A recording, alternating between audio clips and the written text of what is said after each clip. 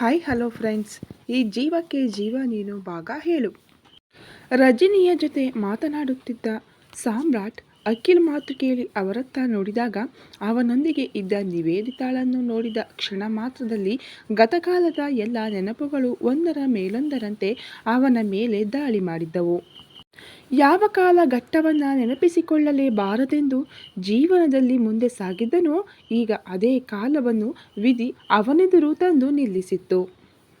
ಅವನಿಗಾದ ಗಾಬರಿ, ಗೊಂದಲ ಹಾಗೂ ಆಶ್ಚರ್ಯಕ್ಕೆ ಶ್ರದ್ಧಾ ಎಂದವನ ಧ್ವನಿ ಗಂಟಲಲ್ಲಿಯೇ ಹುದುಗಿ ಹೋಗಿ ಅವಳನ್ನೇ ನೋಡುತ್ತಿದ್ದವನನ್ನು ನಿವೇದಿತಾಳೆ, ಹಾಯ್, ಹೇಗಿದ್ದೀರಾ? ನಿಮ್ಮನ್ನು ಆದಷ್ಟು ಬೇಗ ಭಾವ ಎಂದು ಕರೆಯಬೇಕಾಗುತ್ತೇನೋ ಎಂದು ಅವನ ಪಕ್ಕದಲ್ಲಿದ್ದ ಸಿಂಚನ ಕೆನ್ನೆ ಹಿಂಡಿದಾಗ ಅವಳು ನಸುನಕ್ಕರೆ. ಅವಳ ಮಾತನ್ನು ಕೇಳುತ್ತಿದ್ದವನಿಗೆ ನಿಜಕ್ಕೂ ತನ್ನ ಮುಂದೆ ಏನು ನಡೆಯುತ್ತಿದೆ ಎಂದು ತಿಳಿಯದೆ ತಟಸ್ಥನಾಗಿ ಕುಳಿತಿದ್ದನು. ಅವನ ಪ್ರತಿಯೊಂದು ಹಾವ ಭಾವಗಳನ್ನು ಗಮನಿಸುತ್ತಿದ್ದ ವಾಸುದೇವ್ ಮುಂದೆ ಎದುರಾಗಲಿರುವ ಕ್ಷಣಗಳನ್ನು ನೆನೆದವರ ಹೃದಯ ಭಯದಿಂದ ಕಂಪಿಸಿತ್ತು. ನಿವೇದಿತಾಳನ್ನೇ ಹೇವೆ ಇಕ್ಕದೆ ನೋಡುತ್ತಿದ್ದವನ ಭುಜ ಹಿಡಿದು ಅಲ್ಲಾಡಿಸಿದ ಅಖಿಲ್, ಹೋಯ್, ಏನಾಯ್ತು ಬ್ರೋ ಎಂದಾಗ ವಾಸ್ತವಕ್ಕೆ ಬಂದವನು ತೊದಲುತ್ತಾ, ಏನಿಲ್ಲ ಎನ್ನುತ್ತಾ ದೀರ್ಘವಾದ ಉಸಿರನ್ನು ಹೊರಚೆಲ್ಲಿ ನಿವೇದಿತಾಳನ್ನು ನೋಡಿ, hi Nivedita, nice to meet you ಎಂದವನ ಮಾತು ಕೇಳಿ ನಿವೇದಿತಾಳ ಜೊತೆಗೆ ಉಳಿದವರಿಗೆಲ್ಲ ಗಾಬರಿಯಾಗಿತ್ತು. ಇವರಿಬ್ಬರು ಇನ್ನೊಂದು ಮಾತು ಆಡಿದರೂ ಮುಂದೆ ಪ್ರಶ್ನೋತ್ತರಗಳ ಪ್ರವಾಹವೇ ಹರಿಯುವುದೆಂದು ಅರಿತ ವಾಸುದೇವ್, ಪಾಟೀಲ್, ಊಟಕ್ಕೆ ತಯಾರು ಮಾಡು, ಎಲ್ಲ ಹೇಳಿ, ಇನ್ನೇನಿದ್ದರೂ ನಾಳೆ ಮಾತಾಡೋಣ, ಸಾಮ್ರಾಟ್ ಪಾಪ ಪ್ರಯಾಣದಿಂದ ತುಂಬ ಬಳಲಿದ್ದಾನೆ ಎನ್ನುತ್ತಾ ಅಲ್ಲಿಂದ ವಾಶ್ ರೂಮಿನ ಕಡೆಗೆ ನಡೆದರು. ತನ್ನ ಕೋಣೆಗೆ ಹೋದ ನಿವೇದಿತಾ ಮುನ್ನೆಯನ್ನು ಹಿಡಿದು, ಅಲ್ಲ ಸಾಮ್ರಾಟ್ ನನ್ನನ್ನು ಯಾವತ್ತೂ ಭೇಟಿಯೇ ಆಗಿಲ್ಲವಾ? ಅಪರಿಚಿತರು ಭೇಟಿಯಾಗುವ ಹಾಗೆ ನೈಸ್ ಟು ಮೀಟ್ ಯು ಅಂದರು. ಬಹುಶಃ ನಾನು ಯಾರೆಂದು ನೆನಪಿಲ್ಲವೇನೋ ಎಂದು ಗುಣಗುತ್ತಾ ಡೈನಿಂಗ್ ಟೇಬಲ್ ಪಕ್ಕ ಮುನ್ನೆಯ ತಟ್ಟೆ ಇಟ್ಟು ಅದಕ್ಕೆ ಊಟ ಹಾಕಿ ಸಿಂಚನ ಪಕ್ಕದ ಕುರ್ಚಿಯಲ್ಲಿ ಕುಳಿತಳು. ಎಲ್ಲರೊಂದಿಗೆ ಮನೆ ಮಗಳಂತೆ ನಗುತ್ತಾ ಊಟ ಮಾಡುತ್ತಿರುವವಳನ್ನು ಸೂಕ್ಷ್ಮವಾಗಿ ಗಮನಿಸುತ್ತಿದ್ದ ಸಾಮ್ರಾಟ್ ತಲೆಯಲ್ಲಿ ನೂರಾರು ಪ್ರಶ್ನೆಗಳು ಗರಿಗೆದರಿ ನಿಂತಿದ್ದವು. ಗೊಂದಲದಲ್ಲಿಯೇ ಊಟ ಮುಗಿಸಿ ಆಯಾಸದ ನೆಪ ಹೇಳಿ ಕೋಣೆ ಸೇರಿದವನ ಕಣ್ಣ ಮುಂದೆ ಇಂದೆಲ್ಲೋ ಮರೆತು ಬಂದ ನೆನಪಿನ ಮೂಟೆಗಳು ತೆರೆದುಕೊಂಡಾಗ, ಶ್ರದ್ಧಾ, ಅವಳು ಇಲ್ಲಿ ಹೇಗೆ? ಅಂಕಲ್ಗೆ ಏನಾದರೂ ಪರಿಚಯದವಳ? ಹಾಗಾದರೆ ಅವಳ ನಿಜ ಹೆಸರು ನಿವೇದಿತಾನಾ? ವೇಟ್, ನನ್ನನ್ನು ನೋಡಿ ಅವಳಲ್ಲಿ ಯಾವ ಬದಲಾವಣೆಯೂ ಆಗಿಲ್ಲ ಅಂದರೆ ಅವಳಿಗೆ ನನ್ನ ನೆನಪೇ ಇಲ್ಲವೇ? ಅಥವಾ ನೆನಪಿಲ್ಲದವರ ಹಾಗೆ ನಟಿಸುತ್ತಿದ್ದಾಳ? ಗಾಡ್ ಅಂದುಕೊಂಡಿದ್ದೆ. ಇಲ್ಲಿಗೆ ಬಂದರೆ ನನ್ನ ಗತ ಜೀವನವನ್ನು ನೆನಪಿಸುವಂತಹ ಏನಾದರೂ ಜರುಗಬಹುದೆಂದು ಕೊನೆಗೂ ಹಾಗೆಯೇ ಆಯಿತು. ಛೇ, ಇದೇ ಕಾರಣಕ್ಕೆ ನಾನು ಇಲ್ಲಿಗೆ ವಾಪಸ್ಸಾಗಲು ನಿರಾಕರಿಸುತ್ತಿದ್ದದ್ದು ಎಂದುಕೊಂಡವನು ಕೋಪದಲ್ಲೇ ಎದ್ದು ಬಾಲ್ಕನಿಗೆ ಬಂದು ಅಲ್ಲಿದ್ದ ಕುರ್ಚಿಯಲ್ಲಿ ಕುಳಿತು ಕಣ್ಮುಚ್ಚಿದನು. ನಿಮಿಷಗಳ ಬಳಿಕ ಭುಜದ ಮೇಲೆ ಯಾರೋ ಕೈಯಿಟ್ಟ ಅನುಭವವಾದಾಗ ನಿಧಾನವಾಗಿ ಕಣ್ತೆರೆದು ನೋಡಿದವನ ಎದುರು ವಾಸುದೇವ್ ನಿಂತಿದ್ದರು. ಅಂಕಲ್ ಎಂದು ಎದ್ದೇಳಲು ಹೊರಟವನನ್ನು ತಡೆದವರು, ಕುಳಿತುಕೋ. ಕೈಗೆ ಆಗಿರುವ ಹಸಿ ಗಾಯಕ್ಕೆ ಏನು ಔಷಧಿ ಮಾಡದೆ ಮುಂದೆ ಅದು ದೊಡ್ಡ ಹುಣ್ಣಾಗಿ ಕೈಯನ್ನೇ ಕತ್ತರಿಸುವ ಪರಿಸ್ಥಿತಿ ಬರುವ ಮೊದಲೇ ಔಷಧಿ ಹಚ್ಚಿ ಆ ಗಾಯವನ್ನು ಗುಣಪಡಿಸುವುದು ಉತ್ತಮ ಅಲ್ವಾ ಸಾಮ್ರಾಟ್? ಈ ಮಾತನ್ನು ನಾನ್ಯಾಕೆ ಹೇಳಿದೆ ಎಂದು ನಿನಗೆ ಈಗಾಗಲೇ ಅರ್ಥವಾಗಿರಬಹುದು. ನಾಳೆಯೂ ನಿನ್ನಲ್ಲಿ ಮಾತನಾಡಬಹುದು. ಆದರೆ ಕೆಲವೊಂದು ಪ್ರಶ್ನೆಗಳಿಗೆ ಆದಷ್ಟು ಬೇಗ ಉತ್ತರ ಕಂಡುಕೊಂಡರೆ ಮನಸ್ಸಿನಲ್ಲಿದ್ದ ಭಾರ ಸ್ವಲ್ಪ ಕಡಿಮೆಯಾಗಬಹುದೆಂದು ಬಂದೆ.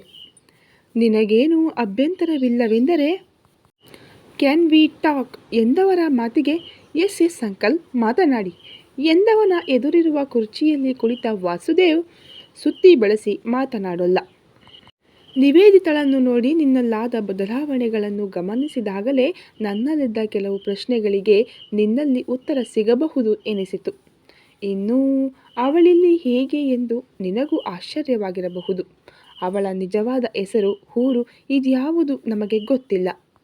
ಆದರೆ ಅವಳು ನಮ್ಮ ಜೀವನಕ್ಕೆ ಹೇಗೆ ಬಂದಳು ಎನ್ನುವುದನ್ನು ನಿನಗೆ ಹೇಳಬಲ್ಲೆ.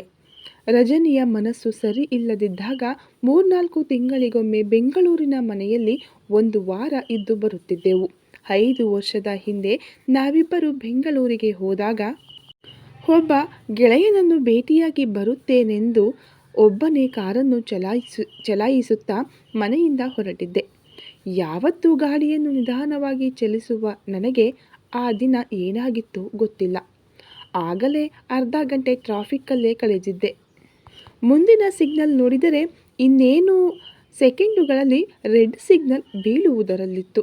ಈ ಸಿಗ್ನಲ್ಲಿಗೆ ಸಿಕ್ಕಿ ಹಾಕಿಕೊಂಡರೆ ತುಂಬ ಹೊತ್ತು ಕಾಯಬೇಕೆಂದು ಕಾರನ್ನು ಅಗತ್ಯಕ್ಕಿಂತ ವೇಗವಾಗಿ ಚಲಾಯಿಸಿ ಸಿಗ್ನಲ್ ಜಂಪ್ ಮಾಡಿದೆ. ಆದರೆ ನನ್ನ ಅವಸರಕ್ಕೆ ತೆತ್ತ ಬೆಲೆ ಒಂದು ಹುಡುಗಿಯ ಜೀವನ. ಎಸ್, ತುಂಬ ಸ್ಪೀಡಲ್ಲಿದ್ದ ನನ್ನ ಕಾರು ಎದುರು ನಡೆದು ಹೋಗುತ್ತಿರುವ ಅವಳಿಗೆ ಗುದ್ದಿ ಅವಳು ದೂರಕ್ಕೆ ಚಿಮ್ಮಿ ಇನ್ನೊಂದು ಗಾಡಿಯ ಮೇಲೆ ಬಿದ್ದಿದ್ದಳು. ಕೆಲವೇ ಕ್ಷಣಗಳಲ್ಲಿ ರಕ್ತದ ಕೋಡಿಯೇ ಹರಿದಿತ್ತು. ತಕ್ಷಣ ಕಾರಿನಿಂದ ಇಳಿದು ಅವಳತ್ತ ಹೋಗುವುದರೊಳಗಡೆ ಅಲ್ಲಿನ ಲೋಕಲ್ ಜನರು ನನ್ನ ಮೇಲೆ ಮುಗಿಬಿದ್ದಿದ್ದರು. ಅವರ ಜೊತೆಗೆ ವಾಗ್ವಾದಕ್ಕೆ ನಿಲ್ಲದೆ ನನ್ನದೇ ತಪ್ಪಾದ ಕಾರಣ ಆಂಬ್ಯುಲೆನ್ಸ್ ಕರೆಸಿ ಅದರ ಹಿಂದೆಯೇ ಆಸ್ಪತ್ರೆಗೆ ಹೋದೆ. ನನ್ನ ಗೆಳೆಯನಾದ DCP ಜಯರಾಮಿಗೆ ಕರೆ ಮಾಡಿ ನಡೆದ ಎಲ್ಲವನ್ನು ಹೇಳಿದ ಮರುಕ್ಷಣ ಆಸ್ಪತ್ರೆಗೆ ಬಂದವನು ಹುಡುಗಿ ಯಾರು, ಏನು, ಎತ್ತ ಎಂದು ವಿಚಾರಿಸಿದಾಗ ಆಂಬ್ಯುಲೆನ್ಸ್ ಡ್ರೈವರ್ ಹುಡುಗಿಯ ಬಳಿಯಿದ್ದ ಹ್ಯಾಂಡ್ ಬ್ಯಾಗ್ ಕೊಟ್ಟಿದ್ದ. ಅದನ್ನು ತೆಗೆದು ನೋಡಿದರೆ ಅದರೊಳಗಡೆ ಬಿಸಿನೆಸ್ ಸ್ಟಡೀಸ್ಗೆ ಸಂಬಂಧಪಟ್ಟ ಒಂದು ಪುಸ್ತಕ ಹಾಗೂ ನಾಣ್ಯಗಳು ಇದ್ದವು.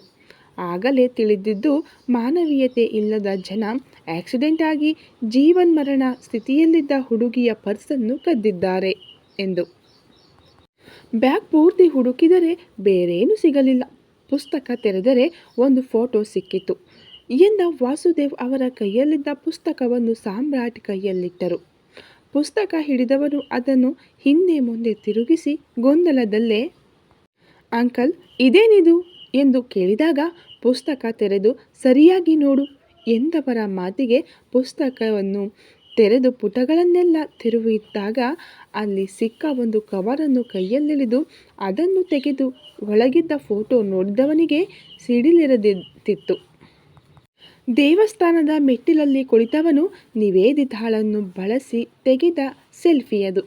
ಗಾಬರಿಯಲ್ಲೇ ವಾಸುದೇವ್ ಕಡೆಗೆ ನೋಡಿ ಅಂಕಲ್ ಇದು ಎಂದು ತೊದಲಿದಾಗ ಆ ದಿನ ನಾನು ಕೂಡ ಈ ಹುಡುಗಿ ನಮ್ಮ ಸಾಮ್ರಾಟ್ ಜೊತೆಗೆ ಹೇಗೆಂದು ನಿನ್ನಷ್ಟೇ ಆಘಾತದಲ್ಲಿದ್ದೆ. ನಿನ್ನ ಕಾಲೇಜು ಜೀವನದ ಬಗ್ಗೆ ತಿಳಿದಿದ್ದ ನನಗೆ ಇವಳು ಕೂಡ ನಿನ್ನ ಜೀವನದಲ್ಲಿ 1-2 ದಿನ ಇದ್ದು ಹೋದ ಹುಡುಗಿ ಎಂದು ಸುಮ್ಮನಾದೆ. ನಂತರ ಅವಳ ಹೆತ್ತವರಿಗೆ ವಿಷಯ ತಿಳಿಸಲು ಆ ಬ್ಯಾಗ್ ಪೂರ್ತಿ ಮತ್ತೊಮ್ಮೆ ಜಾಲಾಡಿದರೆ ಬೇರೇನೂ ಸಿಗಲಿಲ್ಲ. ಅವಳನ್ನು ಟ್ರೀಟ್ ಮಾಡಿದ ಡಾಕ್ಟರ್ ಪ್ರಬೋಧ್ ನನ್ನಲ್ಲಿಗೆ ಬಂದು ಆಕ್ಸಿಡೆಂಟಿನಿಂದ ಬ್ರೈನಿಗಾದ ಮೇಜರ್ ಡ್ಯಾಮೇಜ್ನಿಂದ ಕೋಮಾಕ್ಕೆ ಹೋಗಿದ್ದಾಳೆ ಎಂದು ಇನ್ನೊಂದು ಶಾಕಿಂಗ್ ನ್ಯೂಸ್ ಹೇಳಿದರು. ಆ ಕ್ಷಣ ಏನು ಮಾಡಬೇಕೆಂದು ತೋಚಲಿಲ್ಲ. 1 ಗಂಟೆ ಮುಂದೇನು, ಪಾಪ ಯಾರ ಮಗಳೋ ಎಂದು ಯೋಚಿಸುತ್ತಾ ಕುಳಿತವನಿಗೆ ಕೈಯಲ್ಲಿದ್ದ ನಿಮ್ಮಿಬ್ಬರ ಫೋಟೋ ನೋಡಿ ನಿನ್ನ ಕಾಲೇಜಿನ ನೆನಪಾಯಿತು. ಕಾಲೇಜ್ ಪ್ರಿನ್ಸಿಪಲ್ ಪರಿಚಯವಿದ್ದ ಕಾರಣ ಅವರಿಗೆ ನಿಮ್ಮಿಬ್ಬರ ಫೋಟೋ ಕಳುಹಿಸಿ ಕೇಳಿದಾಗ ಈ ಹುಡುಗಿ ನಮ್ಮ ಕಾಲೇಜಿನವಳಲ್ಲ ಎಂದರು. ಅವರಲ್ಲಿ ನಿನ್ನ ಜೊತೆಗಿದ್ದ 1-2 ಗೆಳೆಯರ ಫೋನ್ ನಂಬರ್ ತೆಗೆದುಕೊಂಡು ವಿಚಾರಿಸಿದರೆ ಅವರಿಗೂ ಅವಳ ಬಗ್ಗೆ ಗೊತ್ತಿಲ್ಲ. ನಂತರ ಜಯರಾಮ್ ಮುಖಾಂತರ ಅವಳಿಗೆ ಆಕ್ಸಿಡೆಂಟ್ ಆದ ಏರಿಯಾದಲ್ಲಿ ಅವಳ ಬಗ್ಗೆ ವಿಚಾರಿಸಿದರೆ ಅಲ್ಲಿಯೂ ಅವಳ ಮಾಹಿತಿ ಸಿಗಲಿಲ್ಲ. ಒಂದು ಕಡೆ ತಲೆ ನೋವಿನಿಂದ ಸಿಡಿದರೆ ಇನ್ನೊಂದು ಕಡೆ ಹುಡುಗಿಯ ಜೀವನವನ್ನೇ ಕಸಿದುಕೊಂಡೆನಲ್ಲ ಎನ್ನುವ ಪಾಪ ಪ್ರಜ್ಞೆ ಕಾಡುತ್ತಿತ್ತು. ಡಾಕ್ಟರ್ ಬಳಿ ನಾಳೆ ಬರುವುದಾಗಿ ಹೇಳಿ ಅಲ್ಲಿಂದ ಮನೆಯ ಕಡೆಗೆ ಹೊರಟೆ. ರಜನಿ ನನ್ನ ರಕ್ತ ಸಿಕ್ತವಾದ ಬಟ್ಟೆ ನೋಡಿ ಗಾಬರಿಗೊಂಡಾಗ ಅವಳಿಗೆ ಆಕ್ಸಿಡೆಂಟ್ ಬಗ್ಗೆ ಹೇಳಿದೆ ಬಿಟ್ಟರೆ ನಿಮ್ಮಿಬ್ಬರ ಫೋಟೋದ ಬಗ್ಗೆ ಏನೂ ಹೇಳಲಿಲ್ಲ. ಯಾಕೆಂದರೆ ಹಳೆಯ ಸಾಮ್ರಾಟ್ ಹೇಗಿದ್ದ, ಏನೆಲ್ಲ ಮಾಡುತ್ತಿದ್ದ ಎನ್ನುವುದು ನಿಮ್ಮಪ್ಪ ಮತ್ತು ನನಗೆ ಮಾತ್ರ ಗೊತ್ತಿದ್ದದ್ದು. ಹಾಗೂ ಆ ವಿಷಯ ನಮ್ಮಿಬ್ಬರಲ್ಲೇ ಇರಬೇಕೆನ್ನುವುದು ಭಾವನ ಕೊನೆಯ ವಿನಂತಿಯಾಗಿತ್ತು. ಮರುದಿನ ರಜನಿ ಹಠ ಮಾಡಿ ನನ್ನ ಜೊತೆಗೆ ಆಸ್ಪತ್ರೆಗೆ ಬಂದು ಆ ಹುಡುಗಿಯನ್ನೊಮ್ಮೆ ನೋಡಬೇಕು ಎಂದಳು. ಪ್ರಬೋದಿ ಅವಳನ್ನು ICU ಒಳಗಡೆ ಕರೆದುಕೊಂಡು ಹೋದರು. ಅಲ್ಲಿ ನಿನ್ನ ಅತ್ತೆಗೆ ಅದೇನಾಯಿತೋ ಗೊತ್ತಿಲ್ಲ.